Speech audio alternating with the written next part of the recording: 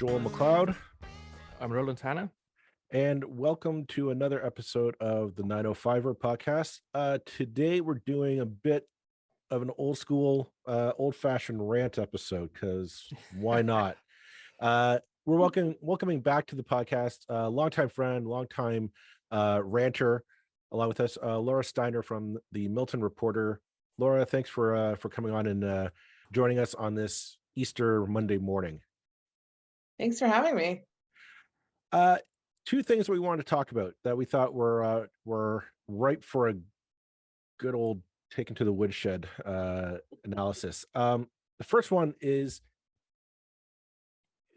the Ontario government's, I'm going to say, forcing municipalities in the 905 and across the province in general, but let's focus on the 905, to take a municipal housing pledge, which is the province goes to these various municipalities and says, you have to build X thousand of housing units by, I'm going to say, I believe it was 2031, which is in keeping with the province's overall plan to build 1.5 million new homes in that time period. And this is kind of how they're going to break it down. So it's, not, all of one region doesn't have to build 1.5 million new homes. Which sounds kind of practical on the surface. But the question we kind of had, or I kind of had, was where's all this eagerness from these municipalities to sign on to this pledge, especially when a lot of these municipalities got elected on the idea of they needed to take back the planning process and they need to start building their homes or these municipalities in the way that they want control over, they want to have access to.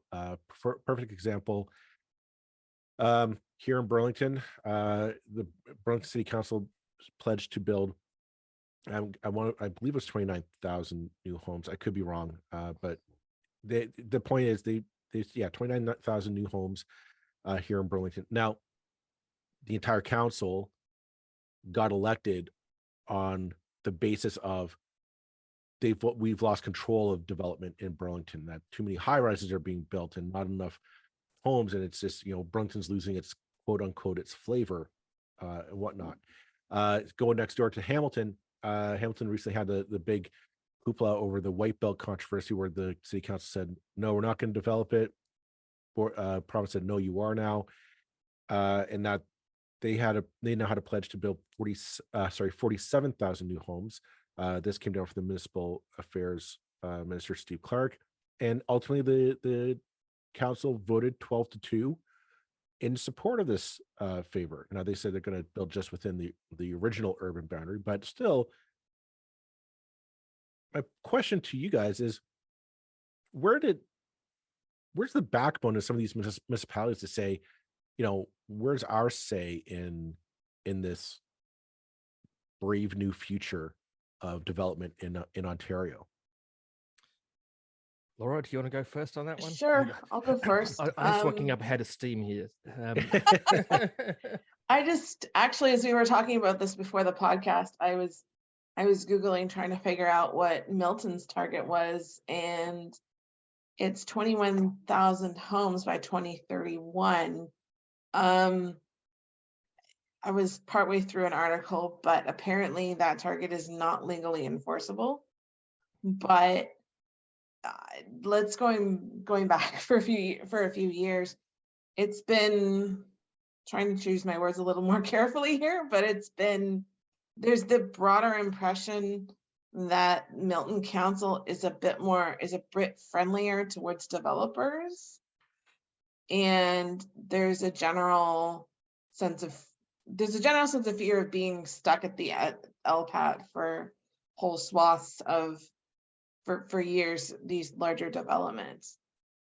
So that's probably why you get the whole Burlington Council so ready to sign on, and maybe all of these councils, is because no one wants to spend the money to fight at LPAT to take a decision if it doesn't favor a municipality to court. And that's going to be hard a hard spend of tax dollars to defend in the long run than just swallowing it now and signing on to these pledges. So Yeah, I mean, why do cities sign them? Even if you know, in Burlington's case, certainly a good proportion of the council was elected on a platform of kind of controlling development, because they have no choice. Because of course they've got to sign. You know, if you don't do what the province asks you to do, then they'll be punished one way or the other. But as Laura said, the legal side of it is not the actual threat here. The threat is if you don't play along with the province's games, that you fall out of favor with the province, and they'll find some way to be spiteful to you, because that's the way these games work. You know, insofar as the idea of cities signing up to guarantee an amount of development, can I just point out just how utterly, and just utterly for a third time, ridiculous that concept is in the entire context of how planning happens in this province and across North America. How do houses get built? We don't have public housing to speak of, not any significant degree in North America, certainly not in Ontario. So how does development happen? Well, a developer goes to a city and says, I want to build some houses on this lot of land that I own.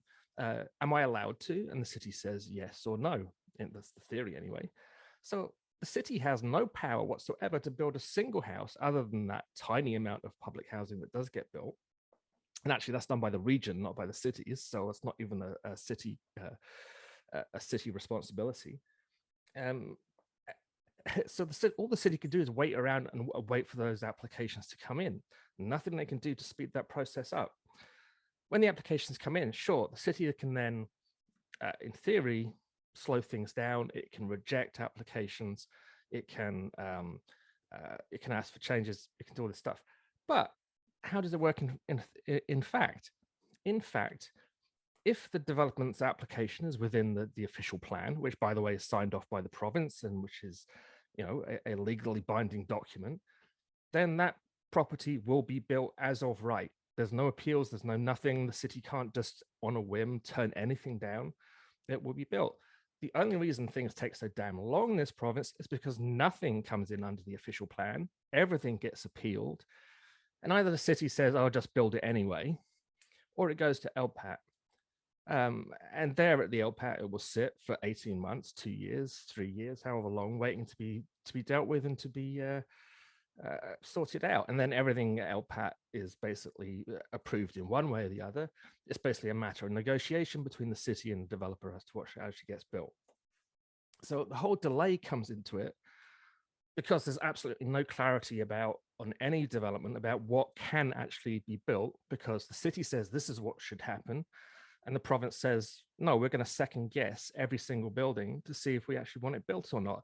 It's the province and the province's ridiculous bloody system that creates these massive, massive delays and everything. Plus the fact that the planning staff are completely overworked. They don't have enough money to hire the people to do the amount of work they're faced with. The fact that the environmental protections side of things is now being thrown onto them, as well as a shorter period for them to actually try and do the jobs that they are legally obliged to do regardless. It's an absolutely ridiculous situation. So, you know, what does this change? Nothing. There is not a single thing that any city in this province can do to change the amount of development of proposals that come to them, or how long it takes for them to go through those proposals. What happens after? I mean, frankly, you could abolish the cities from the process, and the process will still be incredibly slow because someone would still have to do all this work.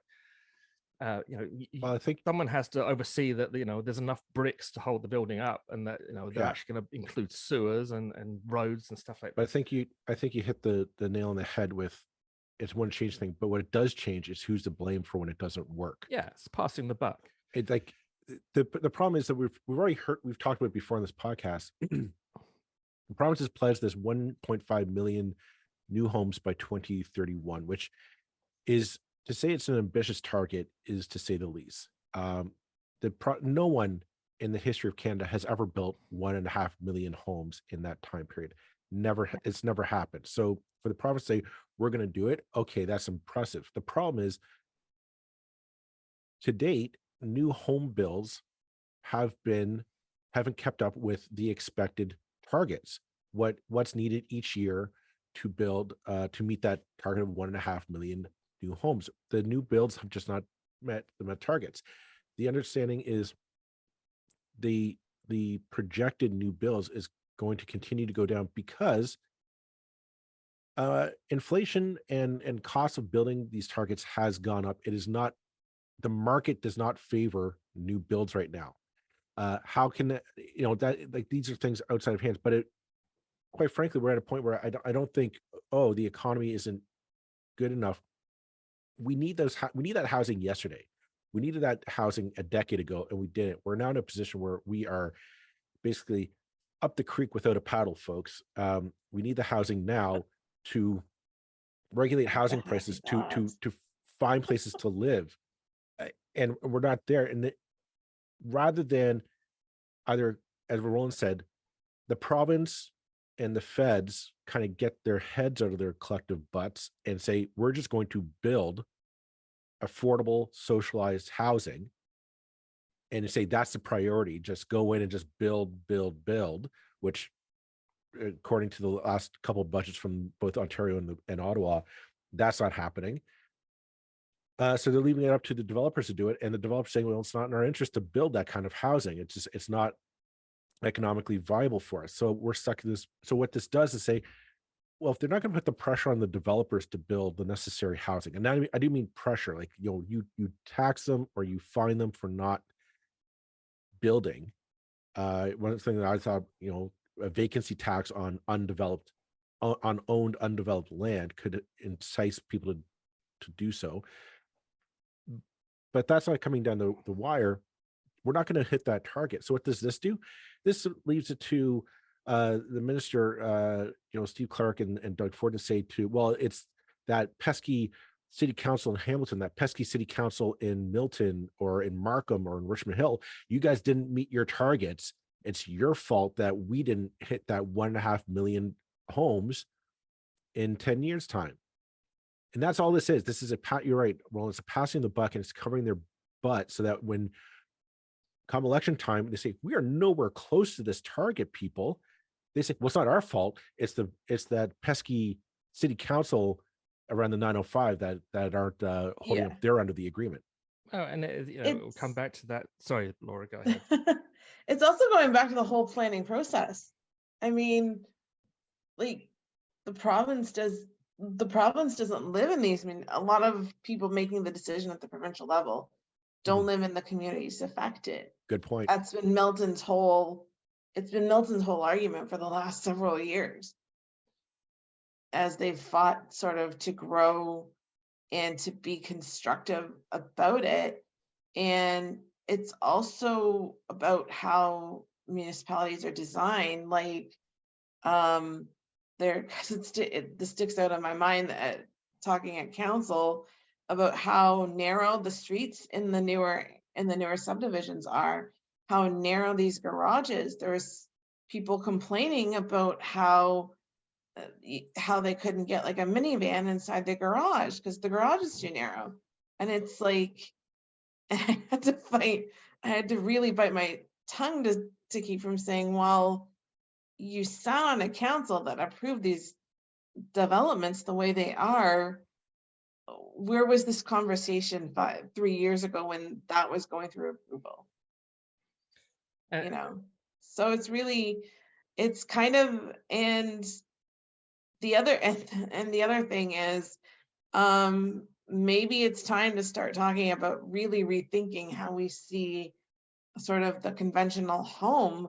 I know the provincial idea, and certainly that utopian idea, is to have single family homes, nice little plot of land, kids playing, two kids in the backyard playing, and all of this. And municipalities, at least in the southern Ontario, where we are pretty crammed for land, getting pretty crammed for land here, it's not it's not realistic anymore to do that. And it's No, probably time we started well, and the admitting that. province, to be fair to the province, which I don't enjoy doing, but I will be in this case. I mean, they have in the legislation last year, I can't remember which bill number it was or what act number it was, but there was it's kind of been overshadowed by everything that's happened since, but there was legislation about opening up that kind of missing middle development, so enabling more development in existing single family home neighborhoods to allow for duplexes, triplexes, up to sort of 6-story apartment buildings, things like that, which is a good thing. I think that's a really good thing. This idea of kind of these uniform cookie cutter single family home neighborhoods where you're utterly car dependent. I mean, the thing is with the narrower streets you were talking about in Milton. I mean, Burlington had a development, I think it was the Orchard, I can't remember, where they had narrower streets. And the idea was that, we want people to be less car centric, to be able to walk around the community, for the streets to be safe for children. All admirable objectives. But here's the problem with the Orchard. There's no bloody bus transit around, when there is some, but it's very limited. You basically got to leave the Orchard to get the bus. Yeah. So as a result, everybody's the buses can't fit on those streets. When the buses can't, yes, that too. So it, the kind of, I mean, as so often with city planning, no disrespect to city planners, the ideology and the reality just don't really.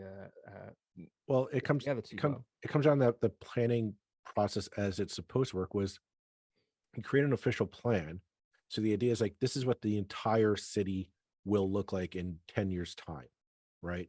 A general guideline of we expect this much density in this neighborhood, this is where businesses will go, and this is how we're going to plan out the urban transit network, etc. Okay, that all looks great on paper. The problem is when you get into the developer wants to change the plan to allow more people in a particular neighborhood, or to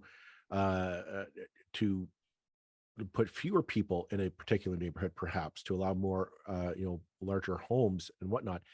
That throws off the plan, because to meet those targets, that means you have to push people into a different neighborhood to meet your targets, which throws off the plan, and things don't look as you had intended.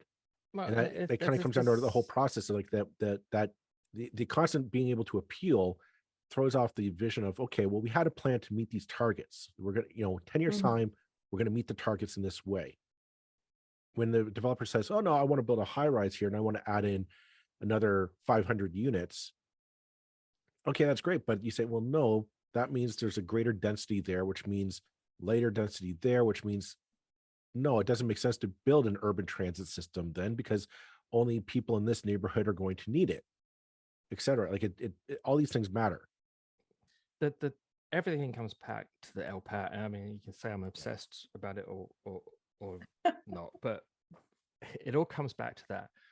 I mean, ironically, Doug Ford's, the dear departed Rob Ford was one of the chief advocates of the idea that an official plan should be an official plan and should be, unless there's an extremely good reason, then if it says 10 stories on the official plan, then 10 stories it is. And, the cities are obligated to update their official plans. The province has to sign off on the official plan, as does the region. These things go through multiple stages of everybody saying, yeah, that's a good plan.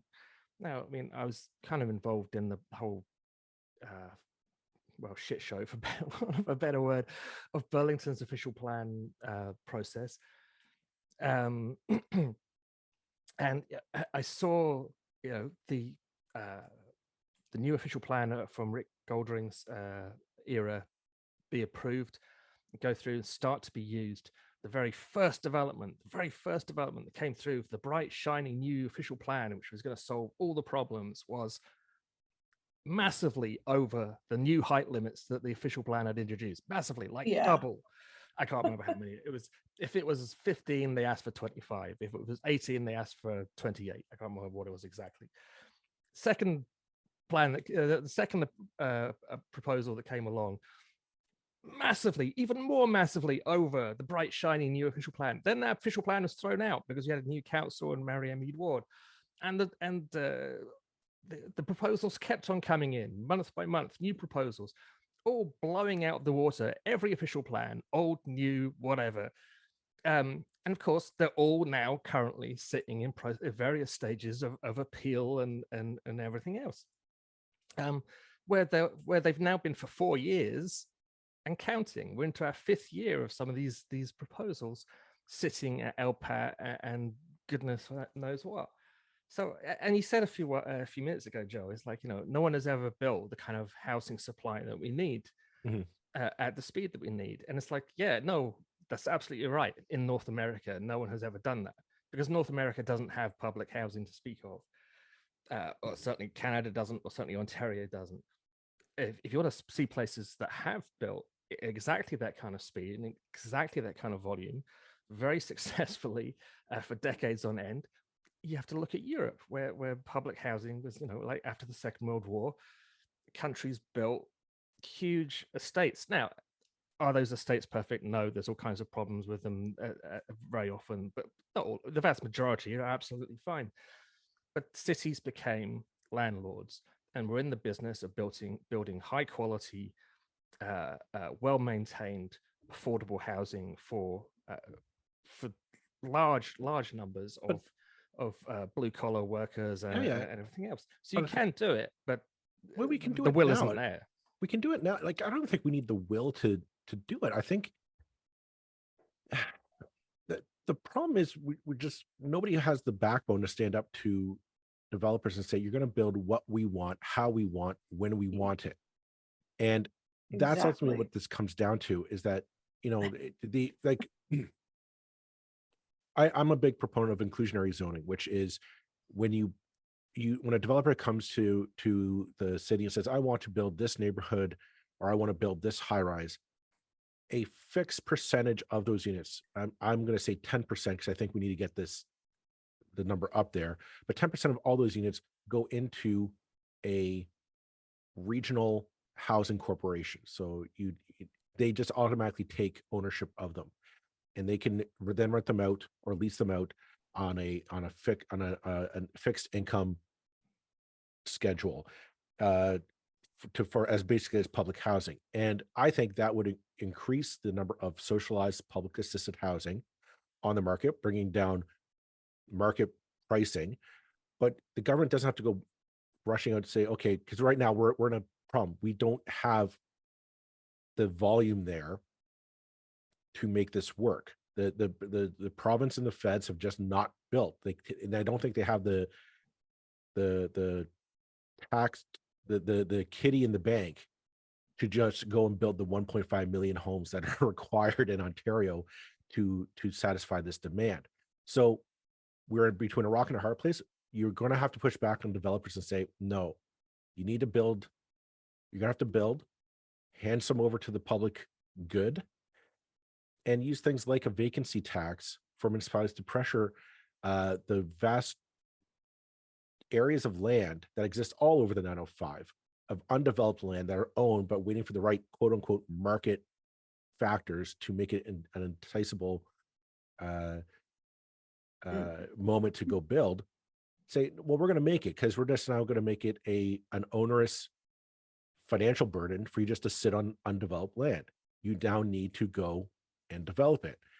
And yeah, we're going to flood the market with 1.5 million homes over 10 years, but that's kind of the point, isn't it? That's why we need the 1.5 million, is to bring down housing prices and make housing affordable for families to live, work, and play in the 905 and Ontario as a whole. That's my rant. Well, to sort of poke a couple of holes there. No, we're all done. Milton- That's it. That's time for today. Thanks. In Milton, there's large swaths of rural area up north of the 401, Campbellville, Brookville, Moffat, and largely they're not, there's some pockets where they're building the larger estate homes, but with some land around them, but it's mostly farmland. And and there's probably a reason for it. It's all green belt. It's all, well, you could debate the green belt is another, Oh, yeah, it's another podcast that's a different altogether. episode altogether. But there's Greenbelt, there's Niagara Escarpment Commission, there's all of these other hoops to jump through.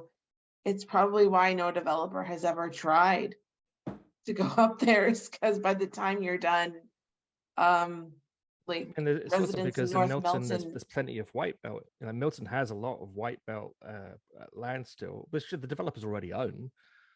And they may even have planning approvals already in place. They're just not building on them yet. So the irony of this situation is that so Mississauga basically has no white belt left. So land that can be developed on if the city chooses to allow it. So the city is the sole controlling entity.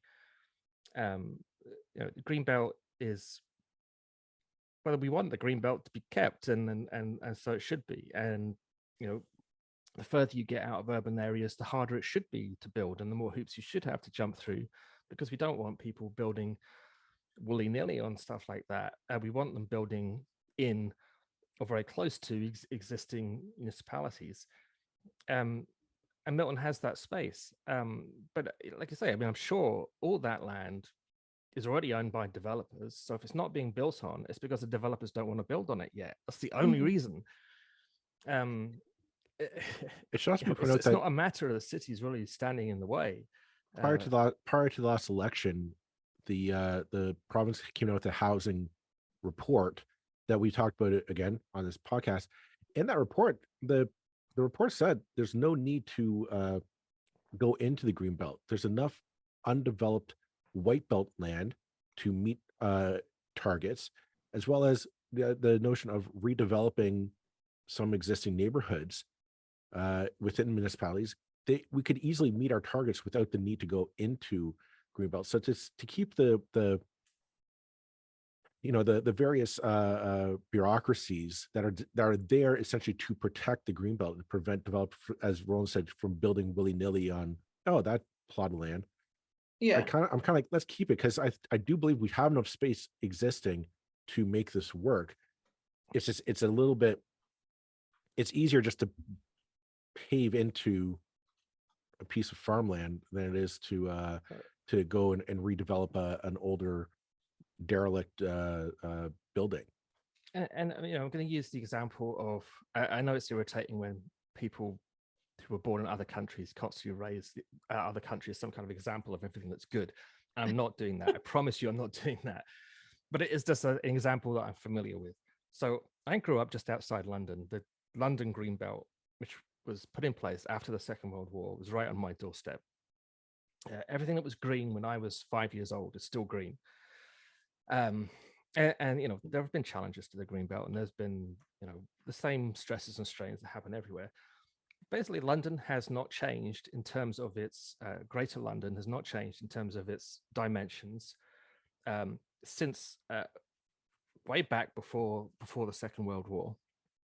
And yet in that same period, the population of London has gone up. I'm just trying to sort of Google it, but I'm going to guess it's at least doubled, if not more.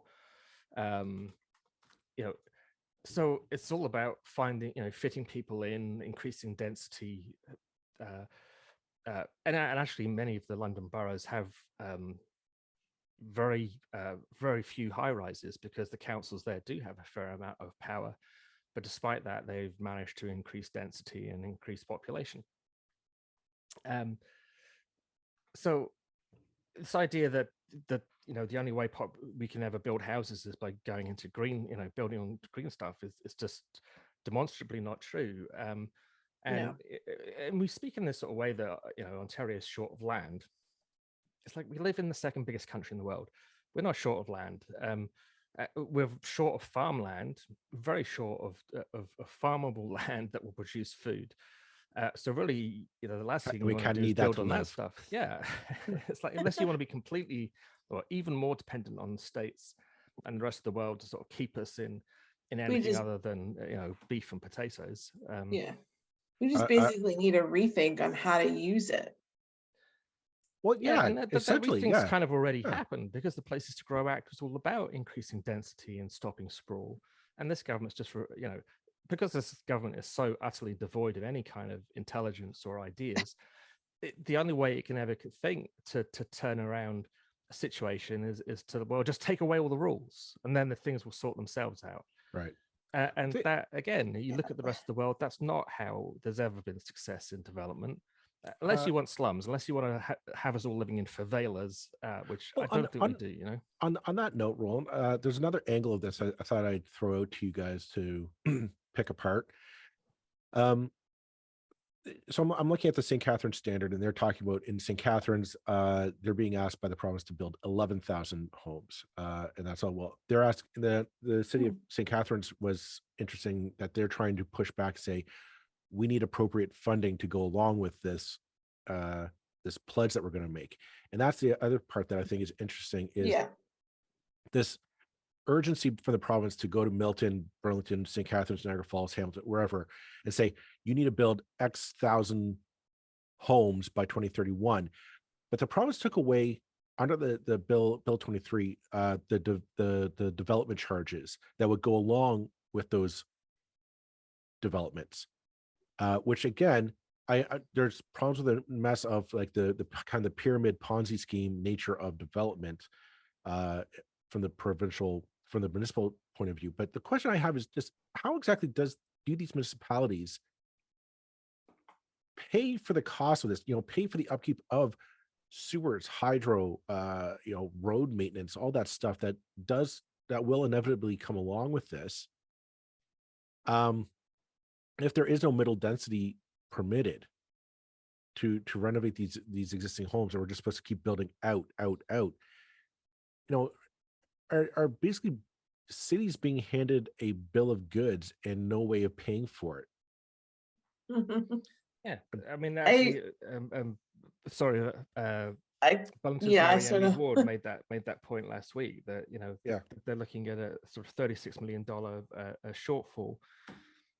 And there's been all this sort of talk of the cities being made good, which is a very kind of sort of vague statement. It's like, oh yeah, no, we'll make sure that you're not losing out. Well, I don't know. I don't have a whole lot of faith in any of that. So yeah, if I was the city, I wouldn't be signing any pledge of any kind to the province unless I had, had the funding. Yeah, I know. Well, just for instance, Milton for at least as long as I've been working as a reporter since around 2009, 2010, and at least since then, Milton's been at least 2 schools behind in growth, and that objection has that not objection that issue has come up again and again as they've approved different developments. And within the last 18 months, a couple of years, obviously times for votes and time for the provincial election, our MPP from Gill has announced several new schools to try, but it's almost like a hamster wheel effect that they may never catch up. I know really to the development, because when those schools open, I mean, it's a ridiculous situation of a brand new school opening already with temporary. I don't know what they call them. We used to call them portables. portables. Yeah.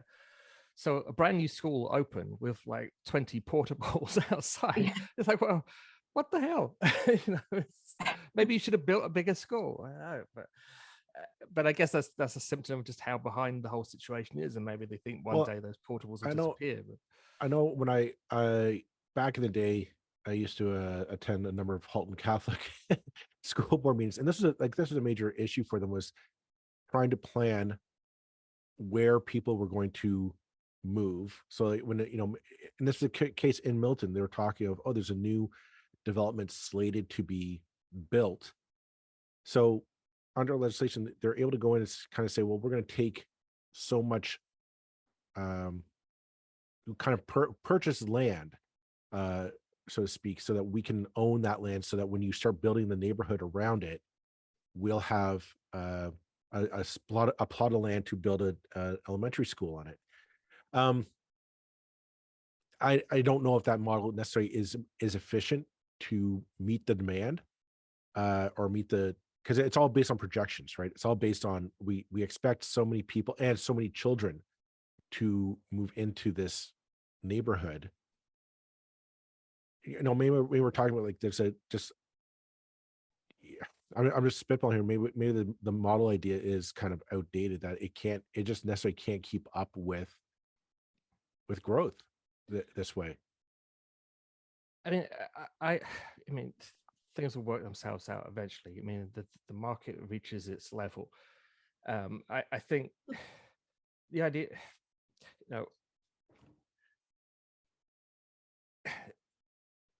everybody on all sides of the development, if you want to look at the public, the developers, and the various levels of government as a kind of three or arguably four kind of participants in the whole development thing, the only participant who gets anything out of the appeals process is the province, because that's where their power lies, is in the appeals.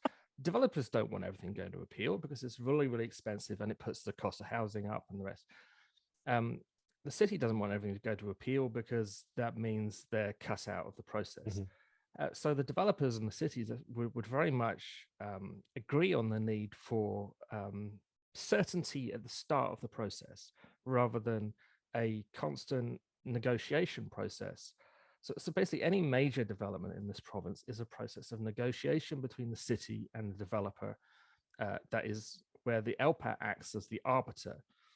The rest of the world doesn't do it this way. The rest of the world says, okay, well, the city's the judge. And okay, if it's completely outrageous, then you have your legal recourse to say the city is being outrageous. They shouldn't be allowed to do that. Everybody will have something along those lines. That's also why we have elections. Outrageous. Yeah. That's why we have elections. Like it was 29% turnout rate. Well, yeah. Which was absolutely dismal. But and I mean, funny, you look at California as a sort of case in point where they have really strong councils, and arguably much too strong, and councils that Los Angeles has something like 100 cities within it, or 50. I can't remember how many it is, but Los Angeles doesn't really exist. It's actually this amalgamation of completely inefficient, ridiculous municipalities that have, but basically where you can't get anything built because the NIMBY thing is a problem and there's no way of kind of controlling that. So you obviously have to get a situation where the balance of the needs of the larger community is balanced against the needs of a given street. But we have completely the opposite situation, and that situation where everything is appealed doesn't help anybody. I mean, it's like, so good fences make good neighbors, or good certainty and boundaries and clarity help everybody to know, okay, well, there's no point appealing this because we know that the city says this, that's what's going to be built. Okay, so we'll put in the proposal that says that at the outset.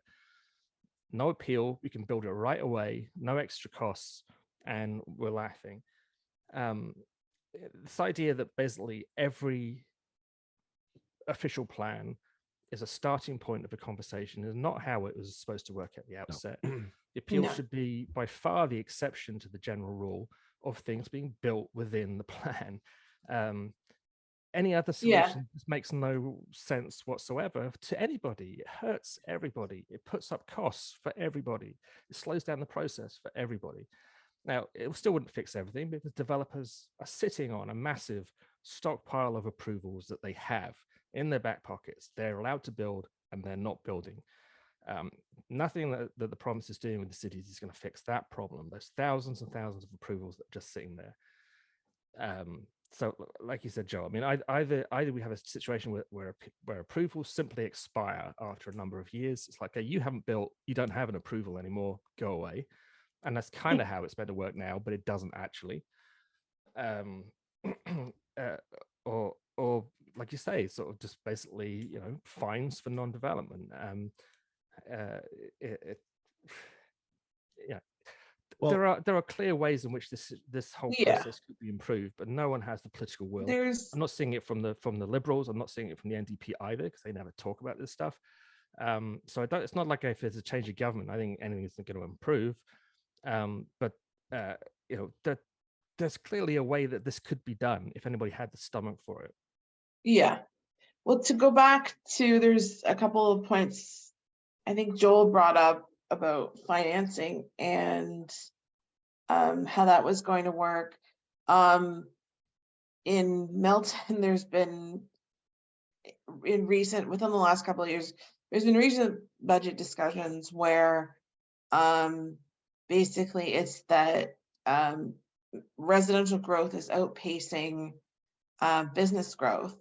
To explain that a bit further, businesses pay more taxes, so it's a problem because the tax base gets shifted over to the residents, who are struggling, as we all know, with affordability, with mortgage payments, with interest rates, with jobs, and on it goes. And so there's going to be, there's also, so there's been like, I think I want to say pre-blending, I want to say around the 5 to 7% tax increase municipally. I'm not sure, without looking it up. So it's around that, yeah, and that's the kind of numbers it's we're around seeing that across for the Milton. province. Yeah, but that's supposed to pay. There's been this whole big thing for the last 10 years or so. Growth should pay for itself. Growth, and within the last, I don't know, two years, right prior to this last municipal election, they've started changing their tune a lot. That growth can't pay for itself, because you've still got to pay for resourcing. So all of your water, your hydro, etc., has to go into these new larger buildings, and streets and street paving and all the parks, etc.